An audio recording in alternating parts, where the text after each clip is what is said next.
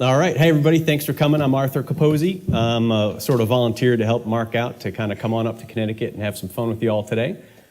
We have lovely fluoride-laced water provided by the management back there if you guys get thirsty. So I'm going to be pretty quick. You all already know this stuff for the most part. This is just like a little current events. Hey, why are we here? Kind of recap on how life's going out there. So I have a little screen here to start it off, pattern recognition. It's a focal point of the work of guys like Mark and Michael Tazarian, and obviously a big part of that is left brain, right brain balance, and Mark's going to get into all that today. But I found a picture that I thought was kind of interesting. There's our lovely friends at the Federal Reserve with that lovely building, that wonderful warm building that really makes you want to come in and give people hugs, doesn't it? Look at that. Yeah, right. And then on the right, we have the new Reichschancellery in 1939, both of which feature eagles and podiums that look extraordinarily similar. I think we're going to be making some more connections between Nazis and America today before we're done. So hold on to your hat. Gary, hold on to your hat. All right. And by the way, the eagle is the sign of Scorpio, at least according to Michael Tazarian, which rules money and power. And, we get a lot of that between Rome and the Vatican and the Nazis and in the United States. That's a key piece of heraldry. We're all used to seeing that eagle, aren't we? But we need to see it within the right context and within an open mind.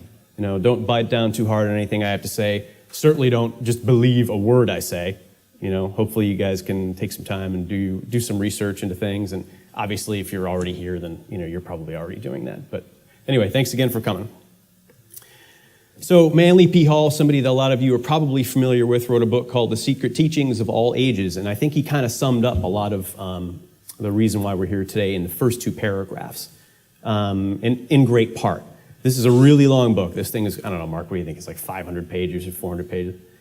And it goes through basically the Freemasonic belief system. And this guy, Manly, is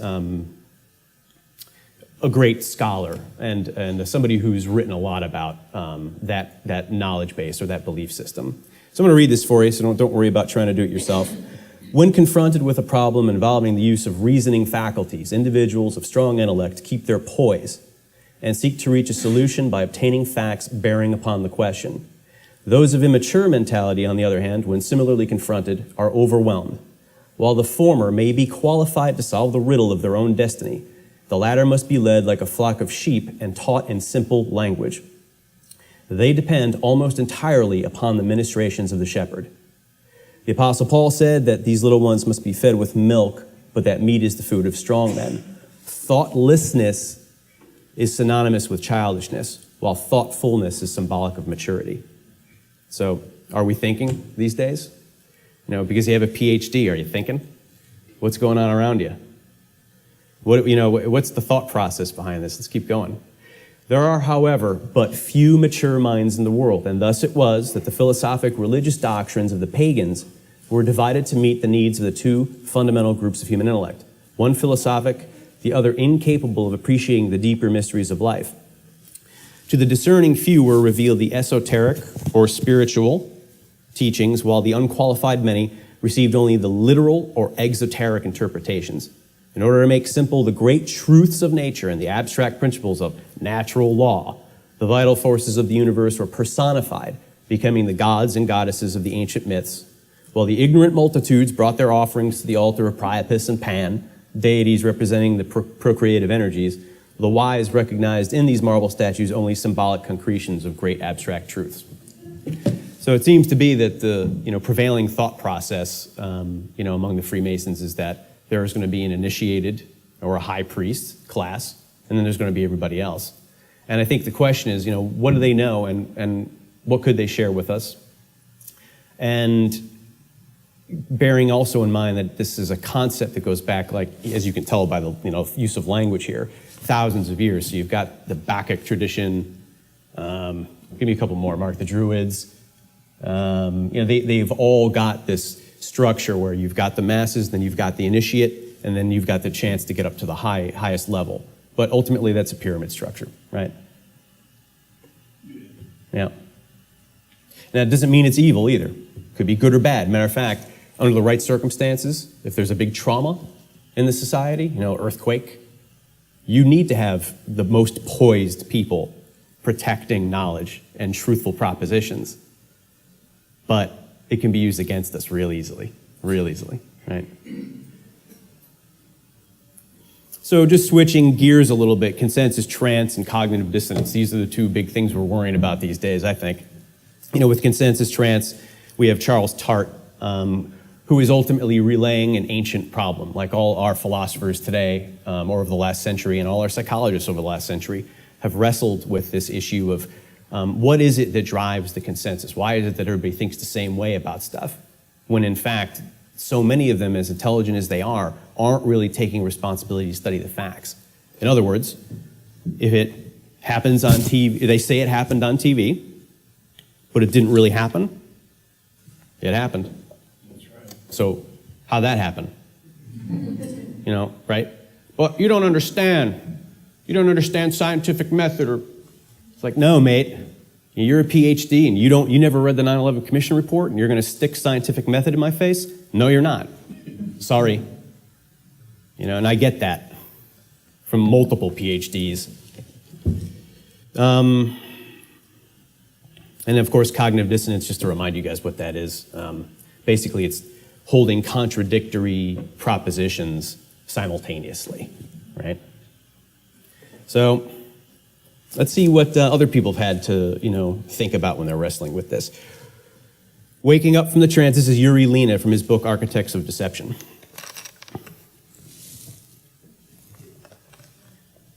Waking up from the trance is a difficult and laborious process. Certain key facts are necessary in order to achieve this, facts which the reader, despite all the lies, can recognize and has the possibility to verify. Here is a classic example from Darwin's journals. The Patagonians, a tribal people in South Argentina, could not see Darwin's ship, the Beagle, conceptually or even optically, since no large ships had hitherto been a part of their experience. Only the shaman of the tribe could see the ship. When the shaman began to describe the ship with the aid of objects known to the Patagonians, the ship became visible to all. Case in point. Oh, look. Hey. In Boston has been pummeled with chemtrails. Pummeled for the last 2 years. All right. This summer, 5-6 days a week. Some of them as bad as this. Right? I'm walking around, I'm like, am I nuts?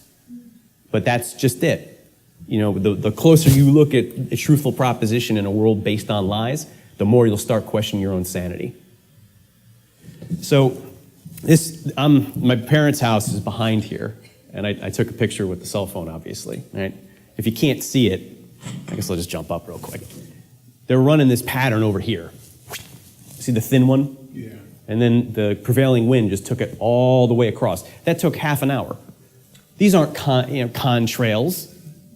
And come on, this thing was up here 25, 30 minutes, and it gets wider. But you got all these smart computer science people in Boston walking around like this. Gary, check it out. Walking around. Now Larry's like, Art, you're crazy. No, he's not. I got friends who drove down. So. Anyway, and I was in Florence, and they were crushing Florence this summer, crushing it.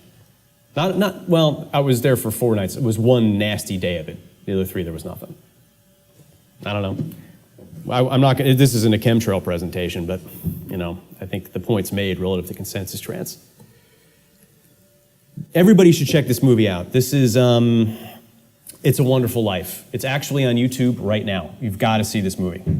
Check it out for free on YouTube. Anybody here not see it? It's a Wonderful Life? All right, so most people, Gary, yeah, you got to check it out.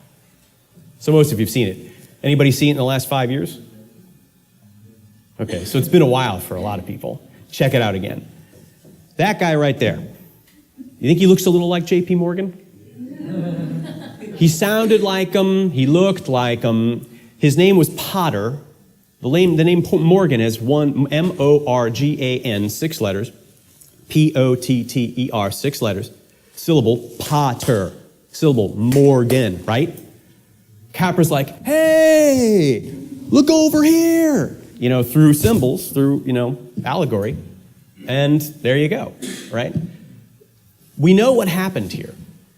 Everything was holding, Jimmy Stewart's character with his building and loan was holding the line hard, trying to keep it together, right? But of course, Potter managed to pull it off and pull the rug out from under him, right? And what happened? You guys remember Pottersville? What's America look like today? Does it look more like Pottersville, right? It's all in our faces. Then you got that skull on the desk, if you can see that. It's a little bit, it's underneath Jimmy's right hand there. And you got Napoleon in the back, who according to Dr. John Coleman was a Rothschild asset. You could read The Rothschild Dynasty by John Coleman, Dr. John Coleman, if you want a little bit of background on that. Of course, you have to do a study and pay attention and not just believe what I'm saying or even what Coleman says, but in his view, Napoleon was an asset of the Rothschilds, along with a bunch of other key people in Europe in the 19th century. So anyway, here you are. Russell Trust, Skull and Bones, right down the road, Morgan, Yale, no doubt. John Perkins, all right, let's talk some more about money. He wrote a book called Confessions of an Economic Hitman. I'm sure most of you have heard of it. First, I was to justify huge international loans that would funnel money back to Maine, his company, and other U.S. companies such as Bechtel, Halliburton, Stone, Webster, Brown, and Root through massive engineering and construction projects. Second, I would work to bankrupt the countries that received those loans after they had paid Maine and the U.S. contractors, of course, so that they would be forever beholden to their creditors, and so they would present easy targets when we needed favors, including military bases, UN votes, access to oil, and other natural resources. That's the game. Put him in hock. The way he did it was he basically, if there was a gas line project that, some energy project going on in, I don't know, Venezuela or something, no, that's not a good example, I suppose, maybe Ecuador.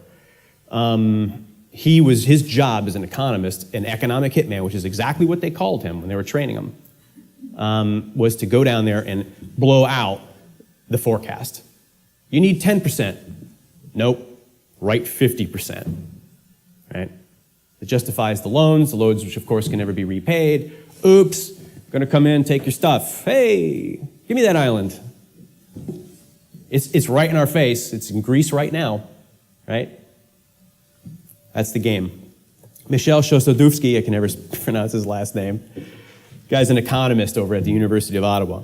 Barely a few weeks after the military coup in Chile on September 11th, 1973, overthrowing the elected government of President Salvador Allende, the military junta, headed by Augusto Pinochet, ordered a hike in the price of bread from 11 to 40 escudos, a hefty overnight increase of 264%. This economic shock treatment has been designed by a group of economists called the Chicago Boys. At the time of the military coup, I was teaching at the Institute of Economics at the Catholic University of Chile, which was a nest of Chicago-trained economists, disciples of Milton Friedman. On that September 11th, in the hours following the bombing of the presidential palace at La Moneda, the new military rulers imposed a 72-hour curfew. When the university reopened several weeks later, the Chicago Boys were rejoicing. Barely a week later, several of my colleagues at the Institute of Economics were appointed to key positions in the military government. How come more people in academia aren't asking questions about this? Oops. Hey, thanks. You think he clicked on the donate button? No. Up at the top? No, this guy had a geopolitical objective. It is, you're going to go out there and you're going to sell my version of the economic model, globalization. And while you're at it, you're going to take my name out of the history books. Thank you very much. That's what $100 million buys you. Everybody says differently. He's living in fantasy land. Rockefeller founded the University of Chicago. There's that lovely royal heraldry with a big eagle on it. What were we talking about before? Money, power, right? Nazis, America, Rome, the empires. What's that heraldry all about? What's he really trying to say with that symbol? All right, I'm going to read this. Don't try to look at that. It's probably kind of small. But Senator Louis T. McFadden, Chairman, House Banking Committee, Friday, June 10th, 1932. Mr. Chairman, we have in this country one of the most corrupt institutions the world has ever known. I refer to the Federal Reserve Board and the Federal Reserve Banks. The Federal Reserve Board, a government board, has cheated the government of the United States and the people of the United States out of enough money to pay the national debt. The depredations and iniquities of the Federal Reserve Board and the Federal Reserve Banks acting together have cost this country enough money to pay the national debt several times over. This evil institution has impoverished and ruined the people of the United States, has bankrupted itself, and has practically bankrupted our government. It has done this through defects of the law under which it operates, through misadministration of that law by the Federal Reserve Board, and through the corrupt practices of the moneyed vultures who control it. Some people think that the Federal Reserve banks are U.S. government institutions. They are not government institutions. They are private credit monopolies, which prey upon the people of the United States for the benefit of themselves and their foreign customers, foreign and domestic speculators, swindlers, and rich and predatory moneylenders. In that dark crew of financial pirates, there are those who would cut a man's throat to get a dollar out of his pocket. The 12 private credit monopolies were deceitfully and disloyally foisted upon this country by bankers who came here from Europe and who repaid our hospitality by undermining our American institutions. This situation is well documented. These bankers took money of this country to finance a war against Russia. They created a reign of terror in Russia with our money. They financed Trotsky's mass meetings of discontent and rebellion in New York.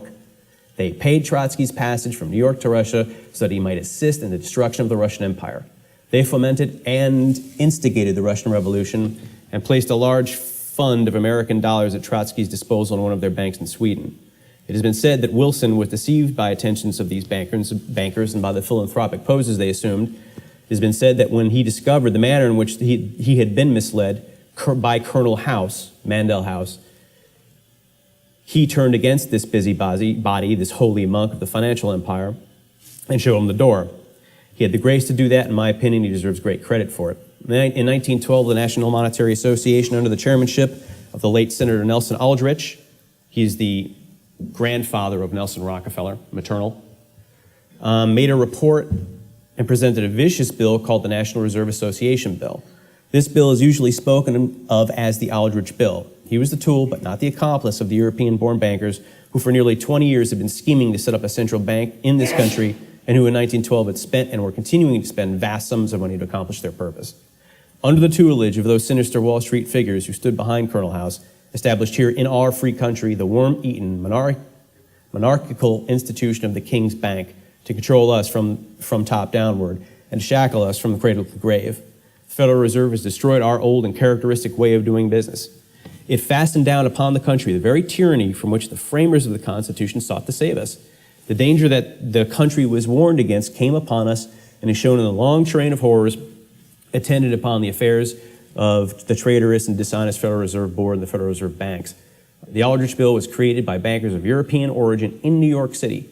It was a copy and, in general, a translation of the Reichsbank and other European central banks. 3 attempts on his life, assassinated on the 3rd one. Just a coincidence. Here's another one. The notional value of derivative financial instruments is now estimated at $1.2 quadrillion. That is $1,200 trillion. Rich, you getting all this? I am. All right. The statistic is fantastic in every sense of the word, amounting to 16 times the gross world product, which is the value of all the goods and services produced per year by every man, woman, and child on the planet, 71.83 trillion. Derivatives are valued at 6 times more than the total accumulated wealth of the world, including all global stock markets, insurance funds, and family wealth, 200 trillion. Glenn Ford goes on to say the casino has swallowed the system. The sums the players are now betting are not only far larger than the value of the rest of their portfolios, but 6 times larger than the combined assets of every human institution and family on Earth, and almost 17 times bigger than the worth of humankind's yearly output. Even if the whole planet were offered as collateral, it could not cover Wall Street bets.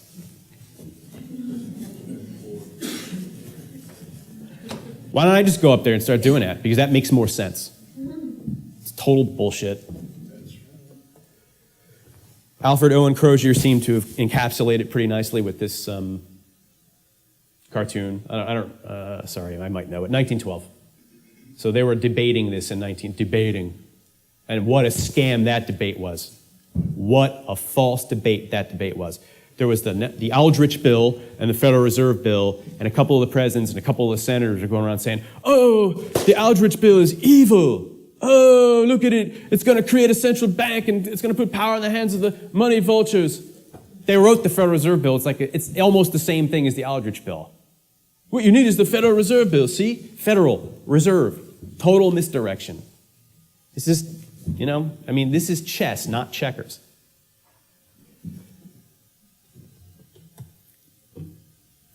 Who owns the World Trade Center? This is great, this one. This is from also Michel Chossudovsky's book. Sorry, Michel.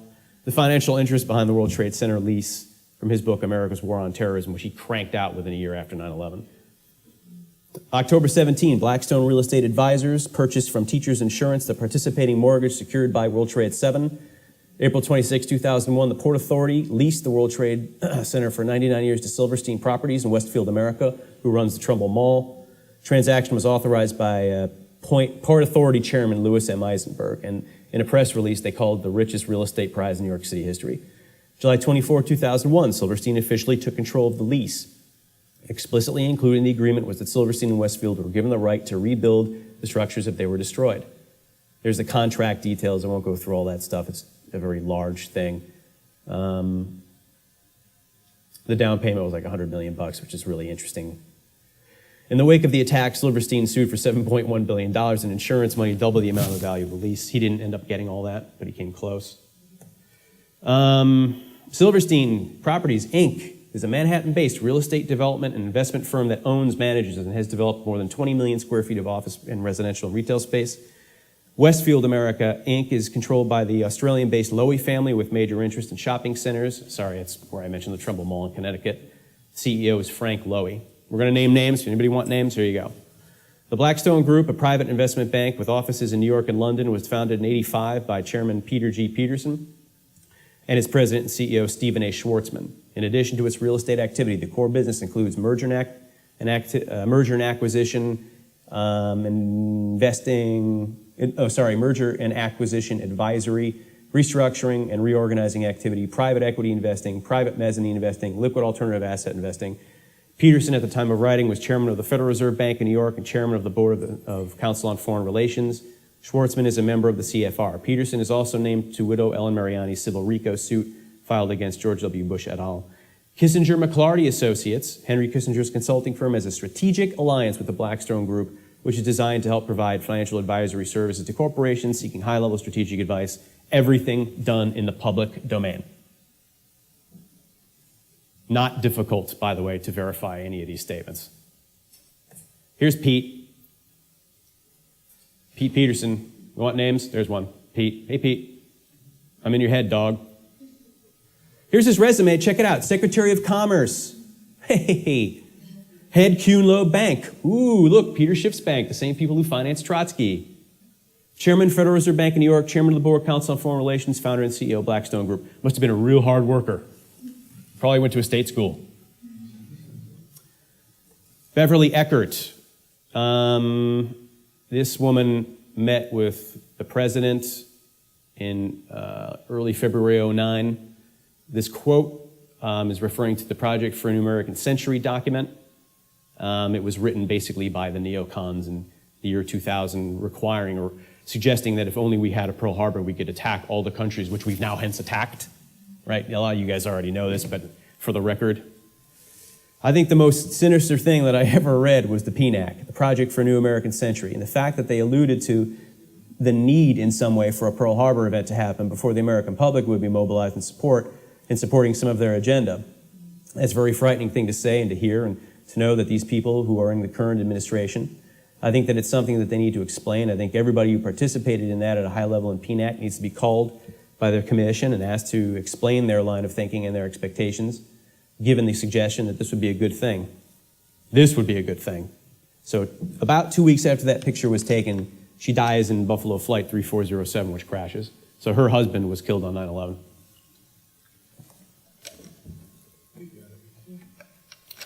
Dr. Jose Delgado. This is someone who you really want whispering sweet nothings in your ears in the evenings, ladies. Operated at Yale, New Haven for 20 years, from 1950 to 1970. Sorry, not Yale, New Haven, Yale University. The new knowledge is so important that I think it should radically change the philosophy of our educational system, which believes in the sanctity of individuals. Thinking that an individual exists at birth, this belief is not true. And this science is going to prove the fallacy of democracy in the sense that we talk about the rights of the individual. The democratic belief is not true because we are forming this individual, because we are constructing his brain. We are willy-nilly making differences we either desire or dislike. Delgado in a research paper quoted by the great Jim Keith. Everybody check out the book Mass Control. Excellent book. So he's financed by the Office of Naval Intelligence.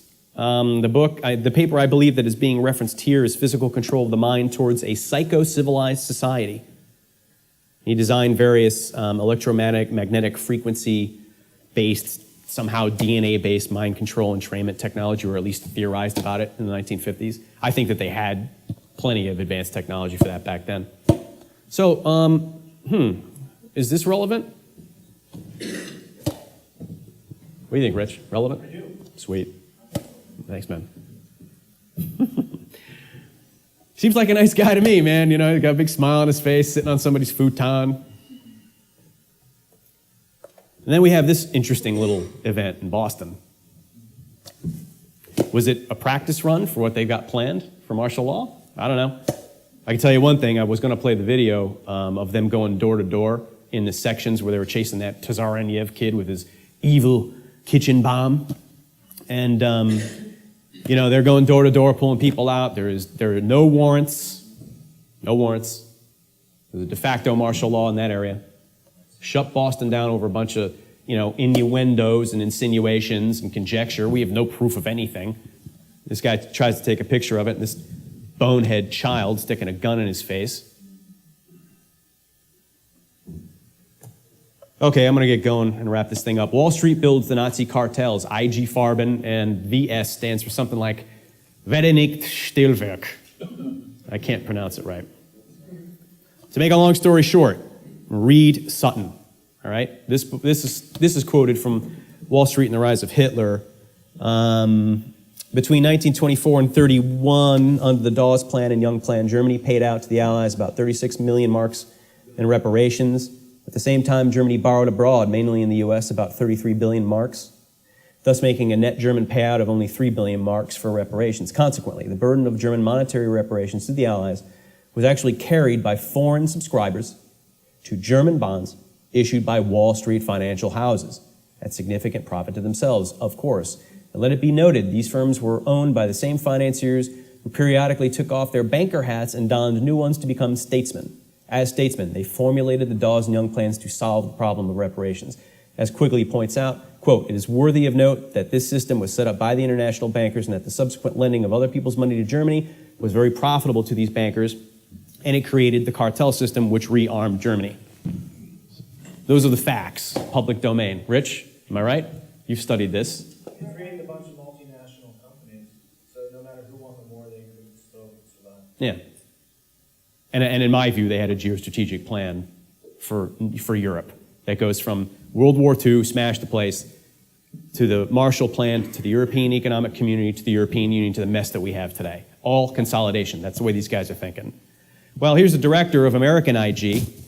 Just a little coincidence, Paul M. Warburg, Federal Reserve Bank of New York.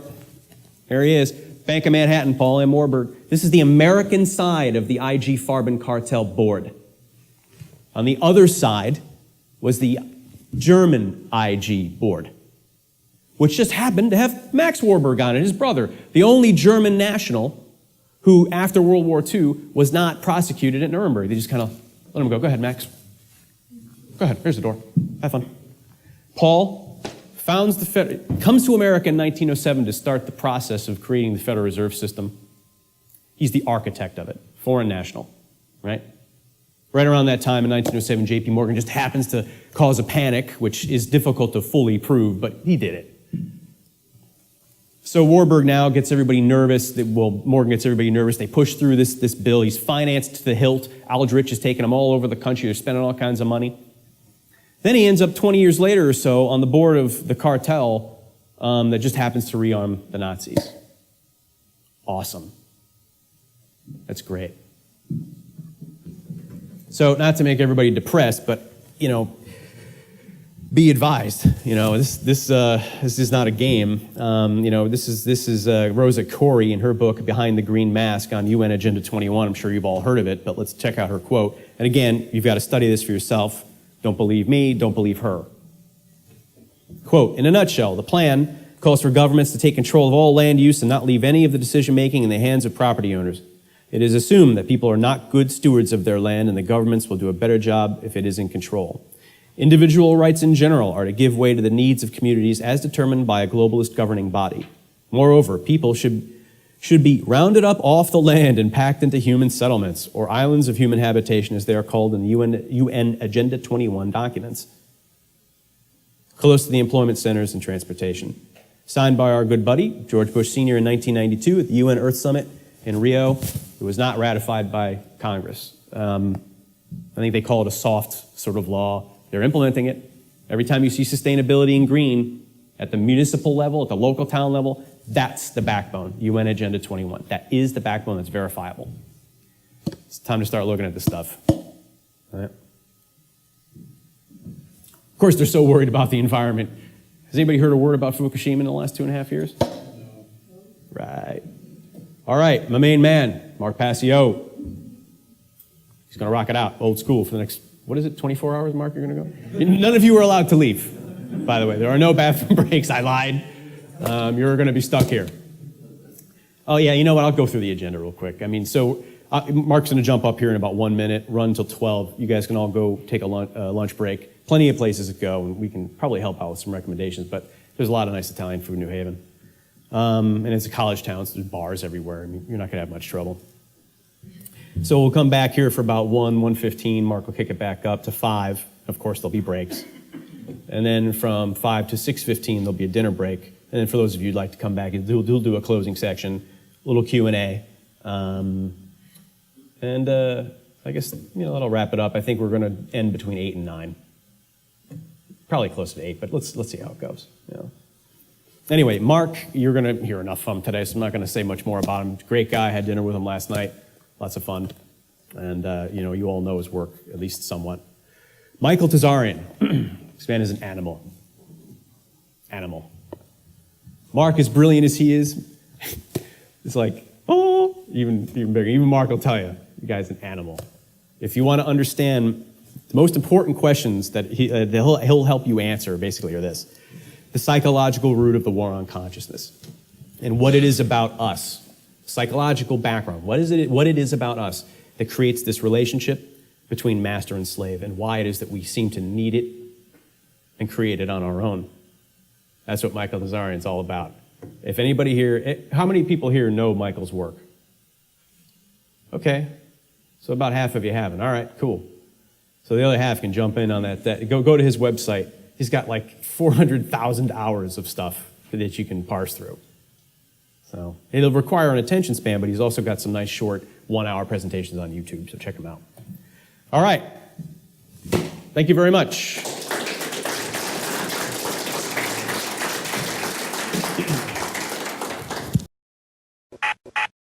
Thanks again for coming. So Manly P. Hall, somebody that a lot of you are probably familiar with, wrote a book called The Secret Teachings of All Ages, and I think he kind of summed up a lot of the reason why we're here today in the first 2 paragraphs, in great part. This is a really long book. This thing is, I don't know, Mark, what do you think? It's like 500 pages or 400 pages. And it goes through basically the Freemasonic belief system, and this guy, Manly, is a great scholar and somebody who's written a lot about that knowledge base or that belief system. So I'm going to read this for you, so don't worry about trying to do it yourself. When confronted with a problem involving the use of reasoning faculties, individuals of strong intellect keep their poise and seek to reach a solution by obtaining facts bearing upon the question. Those of immature mentality, on the other hand, when similarly confronted, are overwhelmed. While the former may be qualified to solve the riddle of their own destiny, the latter must be led like a flock of sheep and taught in simple language. They depend almost entirely upon the ministrations of the shepherd. The Apostle Paul said that these little ones must be fed with milk, but that meat is the food of strong men. Thoughtlessness is synonymous with childishness, while thoughtfulness is something they share with us. And bearing also in mind that this is a concept that goes back, like, as you can tell by the use of language here, thousands of years. So you've got the Bacchic tradition. Give me a couple more, Mark. The Druids. They've all got this structure where you've got the masses, then you've got the initiate, and then you've got the chance to get up to the highest level. But ultimately, that's a pyramid structure, right? Yeah. Now, it doesn't mean it's evil either. It could be good or bad. Matter of fact, under the right circumstances, if there's a big trauma in the society, earthquake, you need to have the most poised people protecting knowledge and truthful propositions. But it can be used against us real easily, right? So just switching gears a little bit, consensus trance and cognitive dissonance. These are the two big things we're worrying about these days, I think. With consensus trance, we have Charles Tart, who is ultimately relaying an ancient problem, like all our philosophers today, or over the last century, and all our psychologists over the last century, have wrestled with this issue of what is it that drives the consensus? Why is it that it's a focal point of the work of guys like Mark and Michael Tazarian, and obviously a big part of that is left brain, right brain balance, and Mark's gonna get into all that today. But I found a picture that I thought was kind of interesting. There's our lovely friends at the Federal Reserve with that lovely building, that wonderful warm building that really makes you want to come in and give people hugs, doesn't it? Look at that. Yeah, right. And then on the right, we have the new Reichschancellery in 1939, both of which feature eagles and podiums that look extraordinarily similar. I think we're going to be making some more connections between Nazis and America today before we're done. So hold on to your hat. Gary, hold on to your hat. All right. And by the way, the eagle is the sign of Scorpio, at least according to Michael Tazarian, which rules money and power. And, we get a lot of that between Rome and the Vatican and the Nazis and in the United States. That's a key piece of heraldry. We're all used to seeing that eagle, aren't we? But we need to see it within the right context and within an open mind. Don't bite down too hard on anything I have to say. Certainly don't just believe a word I say. Hopefully you guys can take some time and do some research into things. And obviously, if you're already here, then you're probably already doing that. But anyway, thanks. Symbolic of maturity. So, are we thinking these days? Because you have a PhD, are you thinking? What's going on around you? What's the thought process behind this? Let's keep going.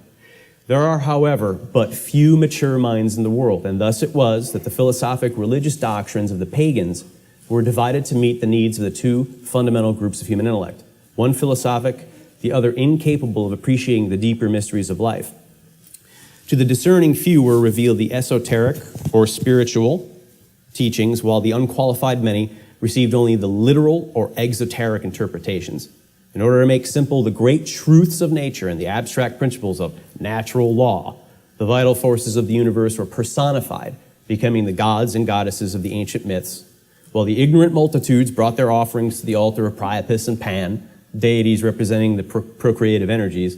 The wise recognized in these marble statues only symbolic concretions of great abstract truths. So it seems to be that the prevailing thought process among the Freemasons is that there is going to be an initiated or a high priest class, and then there's going to be everybody else.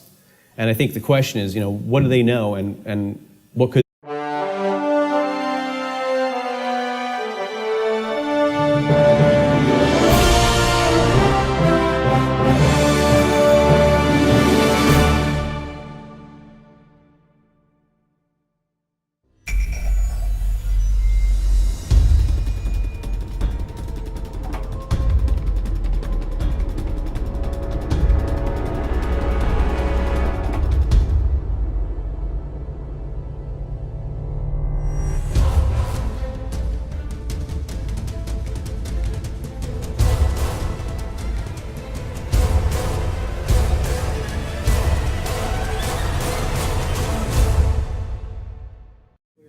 All right. Hey, everybody. Thanks for coming. I'm Arthur Capozzi. I'm sort of volunteered to help Mark out to kind of come on up to Connecticut and have some fun with you all today. We have lovely fluoride-laced water provided by the management back there if you guys get thirsty. So I'm going to be pretty quick. You all already know this stuff for the most part. This is just like a little current events. Hey, why are we here? Kind of recap on how life's going out there. So I have a little screen here to start it off, pattern recognition.